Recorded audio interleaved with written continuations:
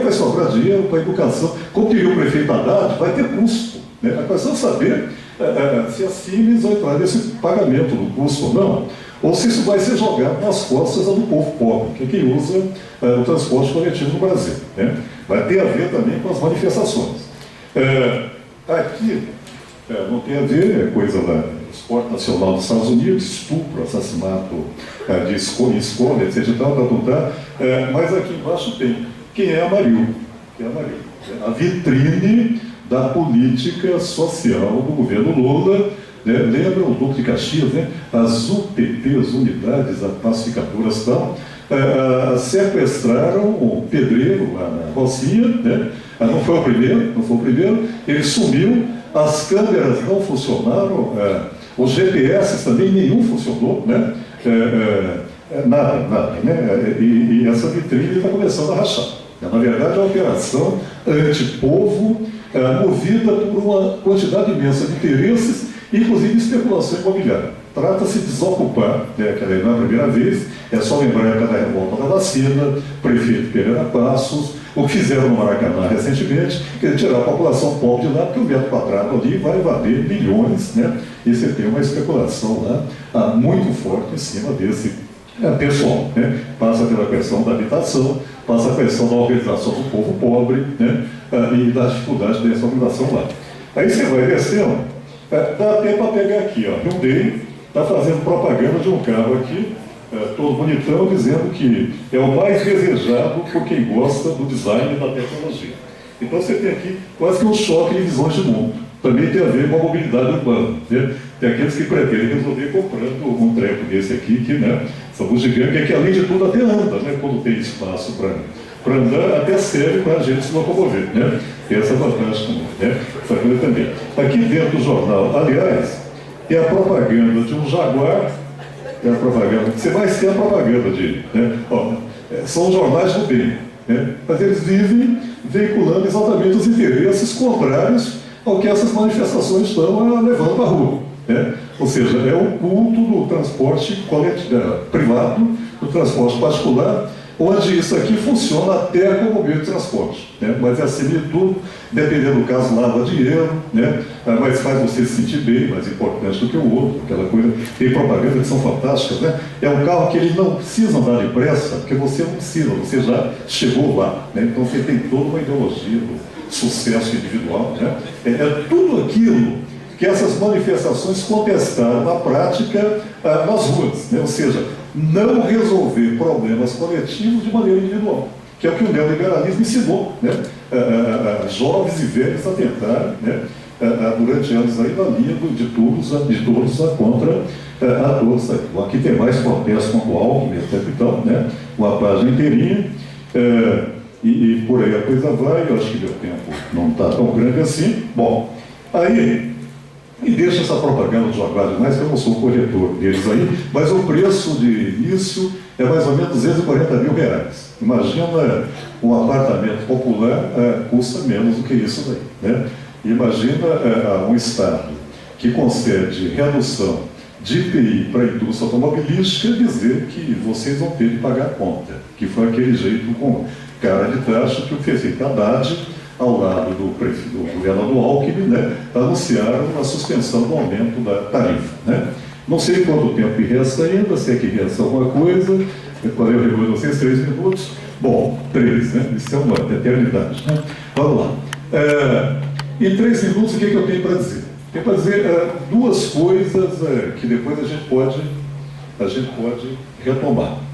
Tá dando eco, né? Não sei se melhor assim.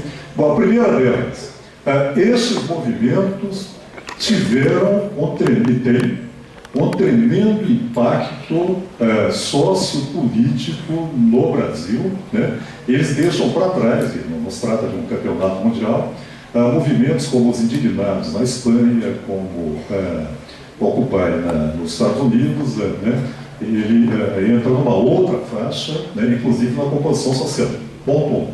Ponto 2. Este movimento, que é muito heterogêneo, inclusive do ponto de vista geográfico, né? Belo Horizonte é uma coisa, Rio é outra, São Paulo é outra, cada manifestação tende a ser diferente da outra, né? Várias pesquisas apontam nessa direção. Este movimento, ele encerra com todo um período de letargia, né, das lutas de massa, né, aqui no Brasil, né, que já viram, esse pessoal está na rua, na maioria nunca tinha participado de ação coletiva pública desde quando nasceu, né. O governo petista, com Lula e Dilma, já vai para 10 anos.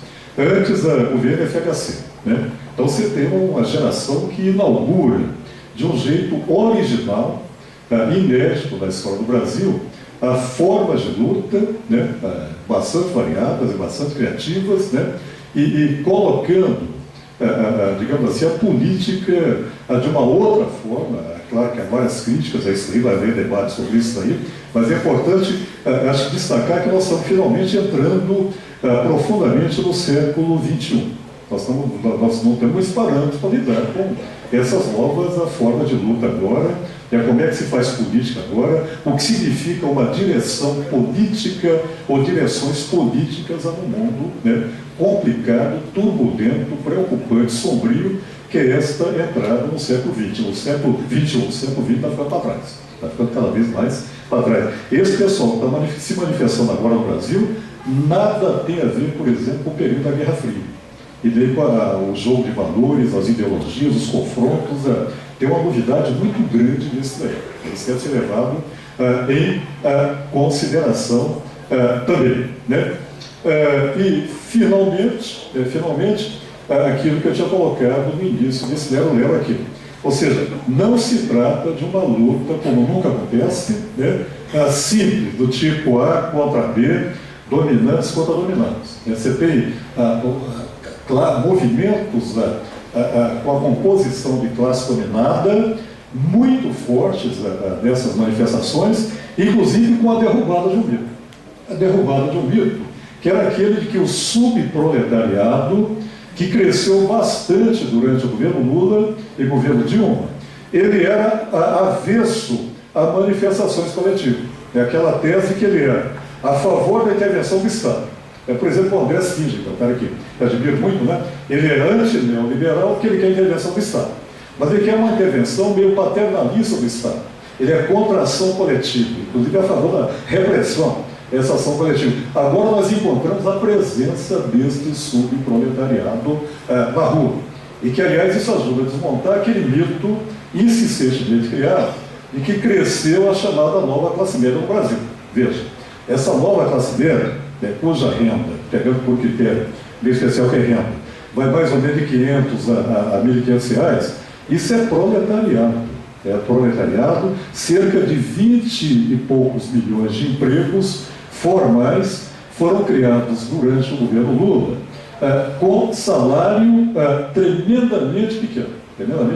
Né? Isso aí, inclusive, não contempla parte da alta classe média e ajuda essa alta classe média a ir para a rua com o discurso conservador também, né? Destilando todo o preconceito dela. Então, mais um mito é derrubado. Né? Você tem uma expansão do proletariado brasileiro, esse subproletariado é parte dele. Esses empregos que eu mencionei são empregos formais, existem ainda milhões que estão ainda com relações de trabalho ainda na informalidade, né? Eles se manifestam, não dá para eles fazerem greve, eles se manifestam indo às ruas também, né? E a tendência é cada vez mais a irem às ruas, né? E é difícil explicar para mim que essas manifestações no Rio, eu acho o caso do Rio mais delicado do que o de São Paulo, porque no Rio se trata de um confronto com a política do governo municipal, com a política do governo estadual e com a política do governo federal, Forças Armadas inclusas. Essas UPPs, elas condensam uma contradição, um leque de contradições imenso nas lutas de classe aqui na sociedade brasileira. Então é muita coisa para pouco tempo e para um movimento que se apresenta como lutando, digamos, apenas contra a precariedade do transporte coletivo e a favor do passe livre. Né? Eu acho que ele deu uma belíssima contribuição. Para terminar mesmo, como grande parte desse pessoal que vai para as ruas nunca teve vida política ativa e viu política praticada pelo governo petista, com altas doses de corrupção, Antes, o governo tucano, profissional da corrupção, embora reivindicando a tocha da castidade, etc. Então, não é de admirar que essas pessoas têm uma visão muito negativa da política, né? E eu vou lançar uma provocação. Foi interessante que o MPL não tivesse se apresentado como partidário. Haveria uma ojeriza muito grande a eles, como foi dedicada ao PT e alguns partidos que não tinham culpa no cartório nenhuma, mas pelo fato de usarem bandeira vermelha e se apresentarem como partido, foram hostilizados, né? Por exemplo, na Avenida Paulista estava lá naquela noite trágica em que a direita ganhou, né? Ela consegue arrebanhar uma quantidade muito grande de jovens despolitizados e que tinham um sentimento antipartidário bastante confuso e bastante diversificado. Não quer dizer que todos são da direita, não. Havia direita dirigindo aquilo, né? Mas o que se coloca hoje é a necessidade de uma batalha política e ideológica muito grande, né, para conquistar, né, a adesão, o apoio desse pessoal que está entrando, está debutando na vida política aí, né? E essa é uma tarefa de todos nós. Então, essa é a contribuição que eu teria para o debate, esperando não ter estourado muito tempo aí. Tá? Muito obrigado.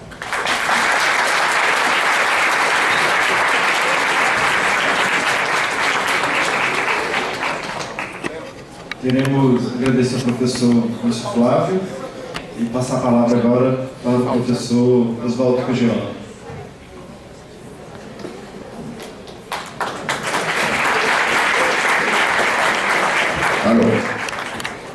Bom dia a todos. Não é a primeira vez que estou neste auditório, talvez é a primeira vez que estou diante deste público, que um pouco exemplifica o que está acontecendo no Brasil, certo? Por quê? Porque o público está todo da metade para trás do auditório. E a metade da frente está toda vazia. Como tomando distância da mesa, certo? E não sei por que estão todos atrás. O motivo pode ser vários. Pode ser que queiram estar perto da saída. E se nós formos muito chatos, aproveitam para sair de fininho. Isso é típico, eu dou aula na USP e já dei aula em muitas outras escolas e universidades.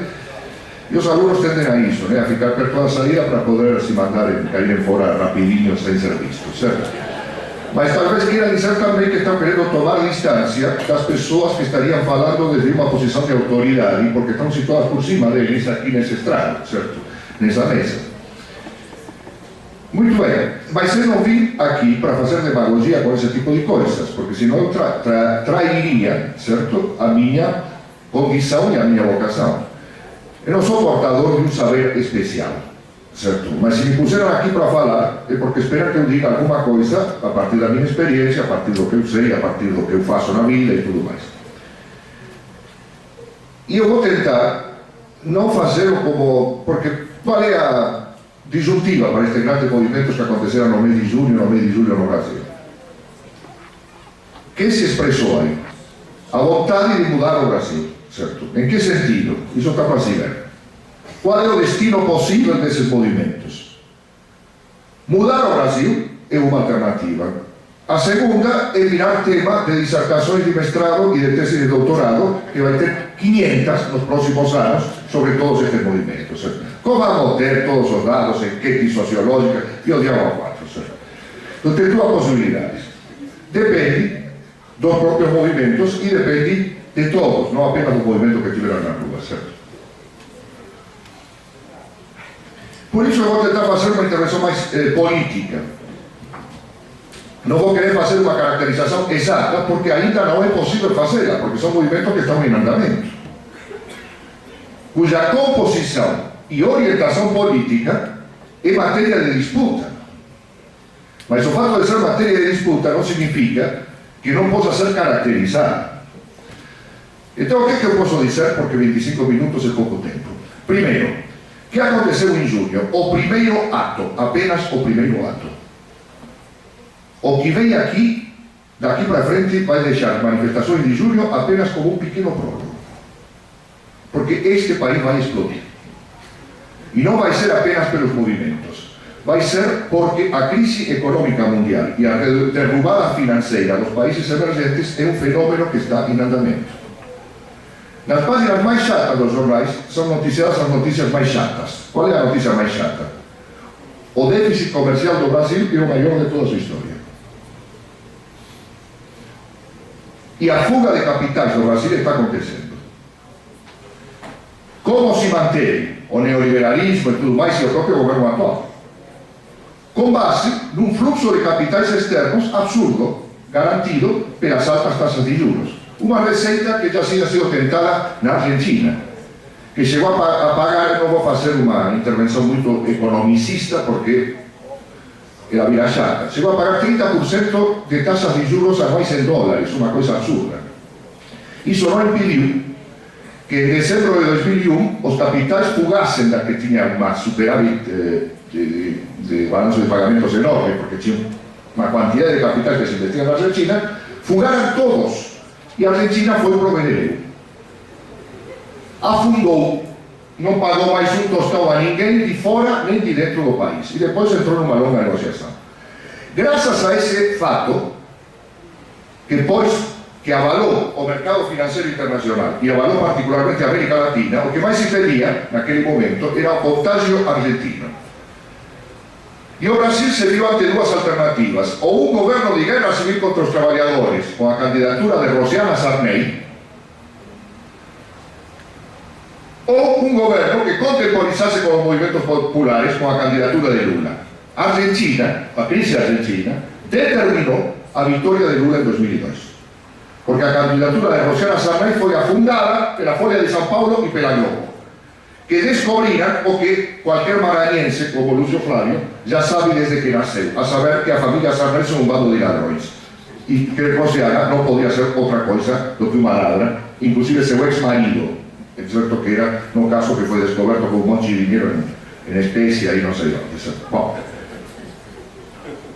E o tucanato afundou, que os tucanos roubam.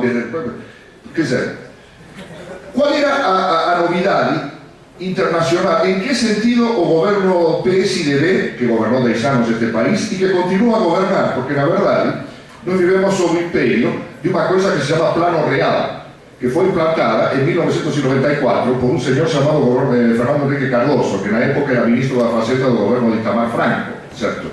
E a moeda do Brasil continua sendo real até o dia de hoje. Ou seja, que o Plano Real nunca foi derrubado. O governo do PT foi um governo dentro das balizas traçadas pelo governo de Fernando Itamar Franco, Fernando Henrique Cardoso e pelo empréstimo do Fundo Monetário Internacional feito para que o Brasil não afundasse naquele ano de 2002, que determinou um superávit primário que foi imposto pelo Fundo Monetário Internacional e que foi religiosamente respeitado pelo PT até a presente data. O que mudou?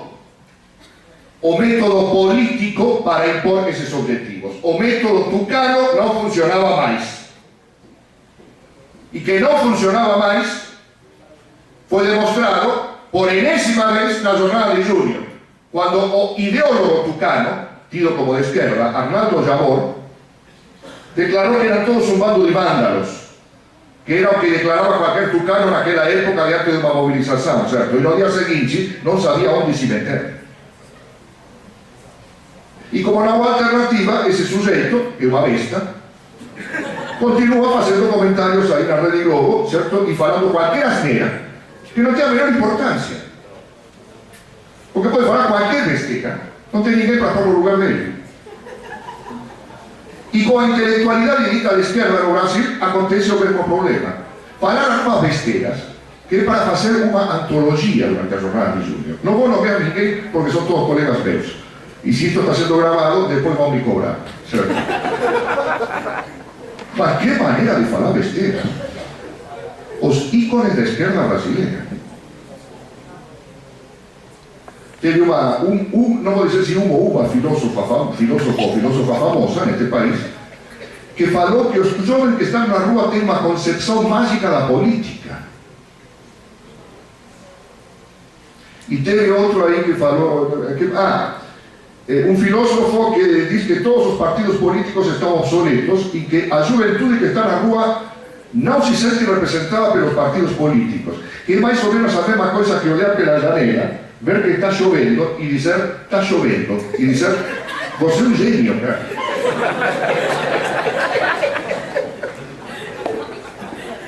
Y todos los partidos políticos están obsoletos. Y después de hacer esa declaración, un partido político de izquierda paulista le ofreció la candidatura a gobernador. Y el cara aceitó. Y él va a ser candidato a gobernador, probablemente, no sé, por un partido de izquierda, que ya perdió la vergüenza en la cara. Ese cara nunca teve vergüenza, y el partido ya perdió un poco de vergüenza que le restaba. Bueno. Então, isto foi só o início. Por quê? Porque o que agora vai se pôr na frente é o seguinte: nós tivemos um movimento que se iniciou pelo passe livre, ou melhor, por menos 20 centavos, não era nem pelo passe livre, era por contra os 3,20, que se mantivessem os 3 anteriores, coisa que foi conquistada. E vai passar ao primeiro plano tudo o que vem se acumulando. Por exemplo, na hora de pegar o avião para vir aqui, o aeroporto de São Paulo estava em greve, não muito, mas tudo bem. Os aeroviários da Infraero estavam em greve. As escadas rolantes não funcionavam. E o Latam estava fazendo barulho. Por quê? Porque nessa empresa que acumulou grandes lucros, acabam de ser feitas, anunciadas, 1000 demissões. Latam. Quem esteve na rua em junho? Saúde, educação e transporte. Quem não esteve? Salário e demissões. E que vem agora? Salário e demissões. ¿Significa que saúde, educação e transporte vão desaparecer? Não, significa que saúde, educação e transportes vão continuar na rua, acrescidos da questão do salário e das demissões. Determinada pela crise econômica mundial e pela maneira em que ela está afetando os ditos mercados emergentes, o principal dos quais, a China, já está em completa fase de desaceleração econômica, o que afeta diretamente o Brasil, porque a China é o principal cliente do Brasil, que já tem um déficit comercial enorme e que vai entrar, e que é o segundo mercado emergente do planeta, por importância. Sem esse contexto de conjunto, não vamos entender não apenas o movimento, sino principalmente o que interessa àqueles que estão da metade para trás, certo? Desta sala, a saber qual é o futuro de tudo isso. Se isto vai passar como uma lembrança de um momento bonito, lembra a direita já, lembra o Fora Collor, lembra aquelas mobilizações de julho. O Brasil continua uma merda, certo? Mas tivemos momentos bonitos no meio dessa merda. Mas isto não é Fora Collor, isto não é Direita Já. Por quê? Porque Direita Já foi um movimento impulsionado pela esquerda inicialmente e que dependia de uma resposta do Congresso Nacional, que foi negativa. Fora Collor foi um movimento iniciado pela esquerda e que dependia de uma resposta do Congresso Nacional, que nessa ocasião foi positiva, foi destituído Collor. Qual é a diferença desses movimentos e deste movimento atual? Não foi iniciado pela esquerda, A, e está se iniciando para a resposta do Congresso Nacional, B. Então, o movimento de natureza diferente. Para os que dizem que o Brasil não tem memória e não tem história, isto demonstra que o Brasil tem história e que também tem memória.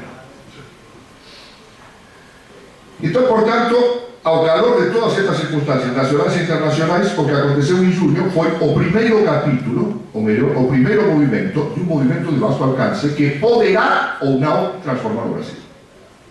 Mas para transformar o Brasil vai ter que se juntar à transformação de toda a América Latina. E não vai poder ignorar o que está acontecendo no mundo. Não vai poder se centrar nas fronteiras brasileiras. Segunda questão. O impacto que os movimentos mundiais tiveram sobre o Brasil, Turquia, Egito, Primavera Árabe, etc., e principalmente o impacto que o Brasil já está tendo sobre esses movimentos. Por uma questão de saúde, eu tive que não aceitar, coisa que me doeu muito, uma convite para ir falar na Turquia sobre o que está acontecendo no Brasil. Porque estão tremendamente interessados. Não pude aceitar. Lamento muito porque não conheço, inclusive, a Turquia. E por que esse impacto internacional dos movimentos brasileiros? Que foi enorme. Durante o dia de julho, não havia jornal do planeta Terra que no tivesse na primeira página o Brasil. No había